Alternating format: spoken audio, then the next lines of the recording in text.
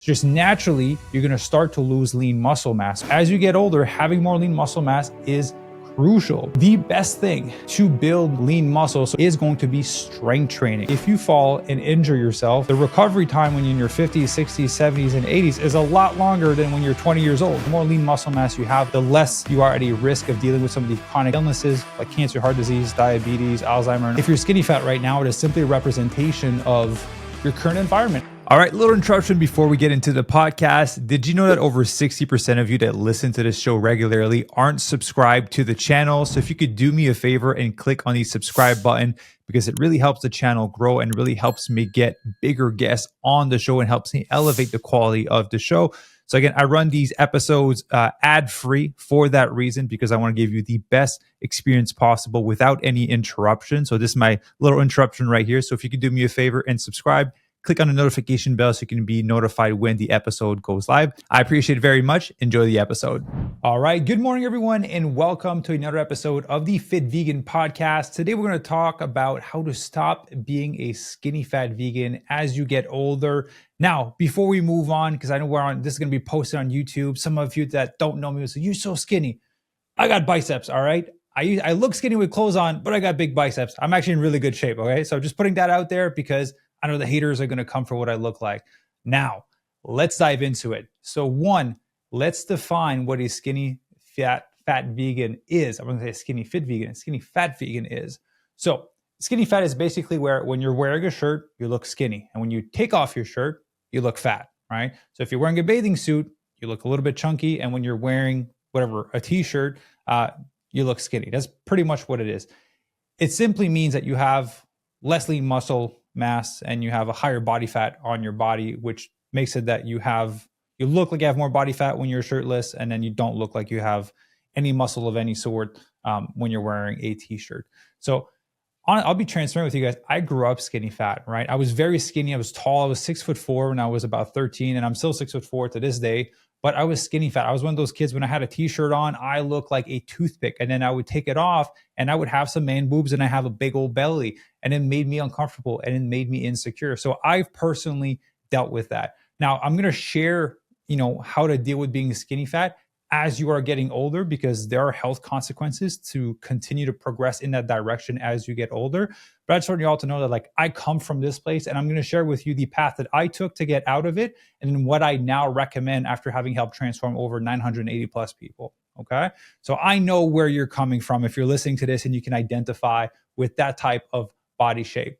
So the reason I want to share why this is important as you get older is because as you get older, and ultimately it starts as young as 30, there's a thing called sarcopenia, which is basically a decrease in lean muscle mass as you get older.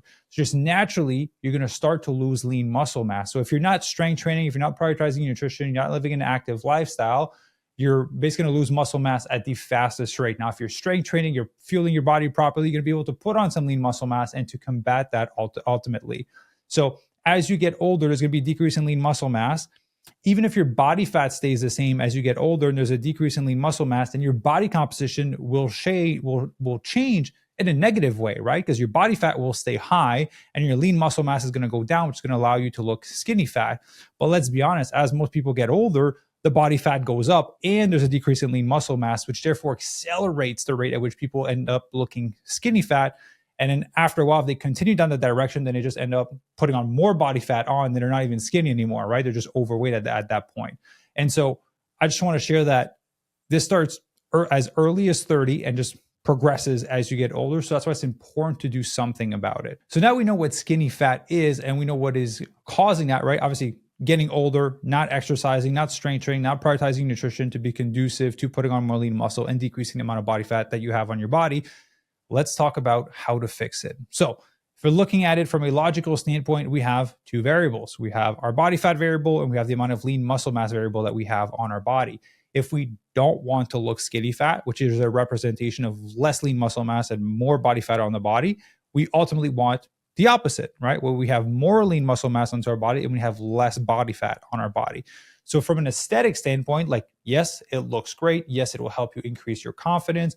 From a physical standpoint, you will feel stronger, you will feel more agile, you will have more energy because you're carrying less of bad weight on your body.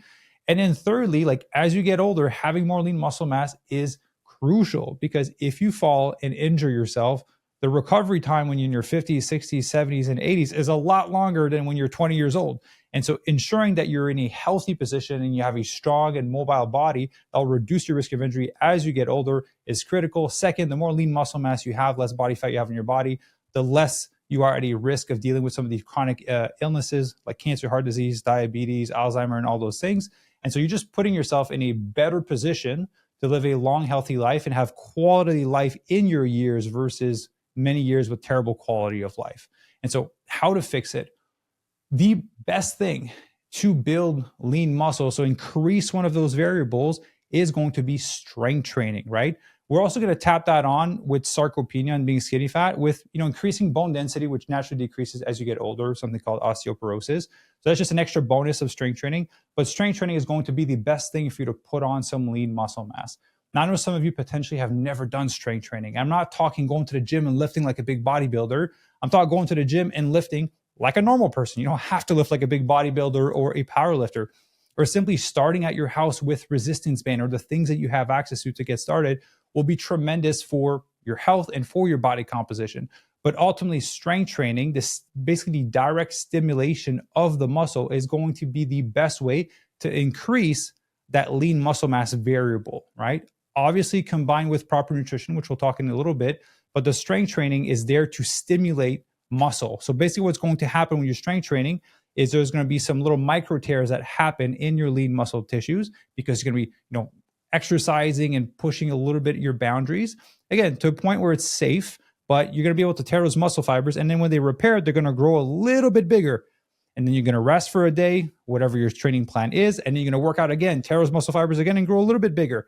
And so over time, you're going to be able to put on more lean muscle mass. And basically what is happening is you're telling your body, hey, I am in this environment where I need to lift these things and do these things. Again, your body doesn't know you're working out. From a survival standpoint, your body's like, hey, we live in an environment where we need to be able to do these things, which you're purposely demanding from your body in order to survive. And so it has to adapt.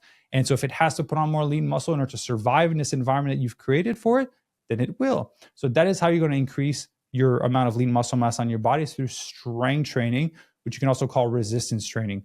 Again, it could be lifting weights at the gym. It could be lifting weights at your house. It could be starting off with resistance band. It could be using body weight exercises to get started. Like, there's so many options that strength training encompasses, but simply doing that at a minimum of 3 times per week is going to be enough stimulation to demand of the muscle tissue to grow.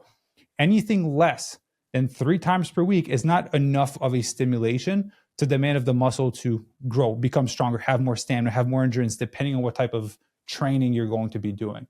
So at a minimum 3 times per week, personally, for most people that are just looking to not be skinny fat and improve their body composition, 3 to 4 times per week is more than enough. I've been exercising for over 19 years. I don't like doing 5 or 6 days a week because I'm just too tired from it and it just demands too much of my time. I would rather go in, be efficient with the work that I'm doing, and then move on with my life and focus on other things like the impact I'm trying to have in the world. So 3 to 4 times of strength training a week is more than enough to help you put on some lean muscle. Now, the nutrition needs to work with the strength training that you're going to be doing. So we know that in order to put on some lean muscle mass and retain some lean muscle mass as well, if you're going to go into a calorie deficit, is ensuring that you're consuming enough plant-based protein for the day. So we want to aim for about 1.6 gram per kg of body weight. If you don't know your weight in kg, it's very simple. Grab your weight in pounds divided by 2.2. That's going to be your weight in kg, and then do that times 1.6. All right. So for those of you, you can do your math. You're going to have your numbers. That number might seem a little bit higher than potentially what you're used to. And for some of you, might be a little bit lower than what you're potentially aiming for. And so regardless of which scenario you're on, down below, I'll link a guide with a ton of fit vegan recipes that are high in plant-based protein, that are whole food plant-based, just for you to try to help you hit those numbers in a whole food plant-based way. Again, the guide is down there absolutely for free. Just throwing that in there for you to help you. Now, one of the other components when it comes to nutrition is also ensuring that you're not in a steep calorie deficit. So if you are looking to lose body fat, it is detrimental for you to do a steep calorie deficit, because let's just say your maintenance is 2,000 calories per day and you listen to the Joe Blows online and tell you need to remove 500 calories a day to lose a pound a week, in 1,000 calories a day to lose 2 pounds a week. If you're supposed to eat 2,000 to maintain and you want to lose 2 pounds a week, you're going to be at 1,000 calories per day. I don't know for you, but I would be starving, I would be cranky, and I would have some cravings, and I would not be a happy camper. So what I recommend is going slowly with the calorie deficits for multiple reasons. The steeper you do a calorie deficit, you're going to have all the negative side effects I just talked about. But also, because your body's an adaptation machine, it will look to adapt as fast as possible and learn how to operate on 1,000 calories a day with all the things you're going to be demanding of it. So if you're going to throw in some strength training 3 times a week, you're going to throw some cardiovascular exercise, you're going to do your steps, you're going to move throughout the day, your body will become optimized to do all this energy output on this little energy input from 1,000 calories a day. Now, here's what happens. Your metabolism is going to slow down drastically, right? Because it can't be burning a ton of calories doing all these activities while you're only giving it this much, because if it projects that in the long term, you're going to die. You're going to run out of energy storage to basically fulfill the need of your body. So what your body does, it slows down its metabolism. So you're able to do all of these tasks, not burn as much calories, and learn to operate on 1,000 calories per day. Now, several things are going to happen during that process of adaptation to being able to do all of these things on less food. One is your body's going to look as what are the things we can get rid of that demand a lot of energy on a day-to-day basis that are non-essential to life, right? So it's basically what demands a lot of energy on a day-to-day basis is lean muscle mass. That's why when you look at bodybuilders that weigh like 300 pounds, they're eating 7,000 calories to maintain their body weight. It's because it demands a lot of calories to maintain the lean muscle tissue. That's why when you put on more lean muscle mass, they tell you that you increase your BMR, how many calories you burn at rest, because you need more calories to maintain that lean muscle mass. But that lean muscle mass is not really essential to life compared to making all your other organs function, right? You can lose a lot of lean muscle mass and live for a lot longer than if you had the lean muscle mass on. And so what the body's going to do, it's going to look, okay, we have all this energy output, we have little energy input from the food. These muscles that I have in my body are demanding a lot of energy to be maintained, way more than fat. So let's start burning through, let's start getting rid of it because it's too demanding. It's demanding too much energy. And we don't need it right now because in your head, in your body, like you're in the middle of the desert, you don't have access to a ton of food. So you lose it. Your body's going to burn through that lean muscle mass. You basically go with something called a catabolic state. That's why I'm not a fan of steep calorie deficits. Now that we have the picture painted of what needs to happen to build lean muscle mass and to fuel yourself properly for that, let's talk about the 2 path that you can take to get out of being skinny fat. I'll share with you which one I've taken and which one I would recommend for people and that we've coached people through. So one, if you're currently in a position where you are skinny fat, again, t-shirt with a shirt on, chunky in a bathing suit, path one is you can focus on decreasing the amount of body fat that you have on your body, meaning you won't put on a lot of lean muscle mass during that phase, potentially none, but you're going to be able to lean out. So basically have a flatter stomach, don't have the love handles, don't have the jiggle, behind your tricep, little bye-bye fat that people talk about. So basically we're going to lean out and tighten out the body. And yes, we're going to not necessarily put on a ton of lean muscle mass or maintain what we have. And then once we've lost all the weight, then we can move into reverse dieting to speed up your metabolism. Then we can move into a lean muscle building phase, which every time you are in a lean muscle building phase, it means that you are slightly above your maintenance calorie in terms of nutrition. So you're not in deficit to lose weight. You're not in maintenance. You're slightly in a surplus because that's going to create a state that is optimal for recovery and for you to put on more lean muscle tissue, right? But during that phase of lean muscle building, there's a little bit of body fat that's going to be put on. It is natural. It's a part of the process, just as when you go into a calorie deficit, it's natural that your metabolism is going to slow down because it's looking to adjust. That's just what the body does. You can't get away from that. So if you do a lean muscle building phase, you're going to put on a little bit of body fat as you're building more lean muscle tissue, compared to if you were to do what we used to call a dirty bulk back in the day, where you just eat everything and anything that you want, and you put on some muscle, we put on a ton of fat with it, which you have to lose after, which I don't recommend. So path one is get leaner first, reverse diet, speed up your metabolism, then go into a lean muscle building phase. Path two is you're currently in a state of being skinny fat. You can focus on putting on more lean muscle, right? We can focus on putting on more lean muscle. You would go in a calorie surplus to actively put on lean muscle and create that optimal state in your body with the training and the nutrition and the energy coming in to put on more lean muscle. But like I've mentioned, you're going to put on a little bit of body fat as you're doing that. So you already have a higher amount of body fat in your body. So you're going to stay that way and put on a little bit as you're putting on more lean muscle, which then after you're going to have to do a body recomposition phase to kind of lose all the body fat that you wanted to lose in the first place. So I wouldn't say that there's any right path. I wouldn't say there's any right path. Here's the one that I took. I was skinny fat. And because I grew up in an era where, bodybuilding was popular and I was in that community, to me, I wanted to get big. I didn't really care about being lean. So to me, I was skinny fat and then I bulked. So I got fatter, but I got bigger and I put on more lean muscle. And then I got really big. I went up to from 160 to 240 pounds over the course of a year plus. But again, a lot of that was put on quite a bit of body fat at that point. Just to put in perspective, I'm 190 pounds right now and I was 240 back then. So I went up to 240 and then I did a body recomposition phase. I did a fat loss phase and ended up doing a bodybuilding show at the time. So that was the path that I took. The path that I recommend to our members, and I personally would do all over again, I would highly recommend you do a body fat recomposition, a body recomposition phase first for two reasons. Because when I was already skinny fat, I already had a high amount of body fat and I already felt uncomfortable in my body. And then I put on some more. Like, yes, I was bigger in terms of building muscle, but I was also chunkier. I was insecure to take my shirt off because I always had to pull my shirt because my shirt would be stuck on my stomach. I already had to stuff my stomach behind my belt, right, and adjust my belt buckle so it wouldn't leave an imprint on my stomach. My clothes were tight. It was hard to kind of climb upstairs because I was heavier. I didn't enjoy having more body fat on my body. So I highly recommend, and if I was to do it all over again, that's what we do with all of our members that come in that phase, is we do a body recomposition phase first. It's like, let's lose the excess body fat that's on your body. That's making you uncomfortable. That's affecting your confidence. That's affecting your quality of life. And ultimately, that is increasing your risk of dealing with all the chronic illnesses, because we all know that the more body fat you have on your body, the more you are at risk for these chronic illnesses.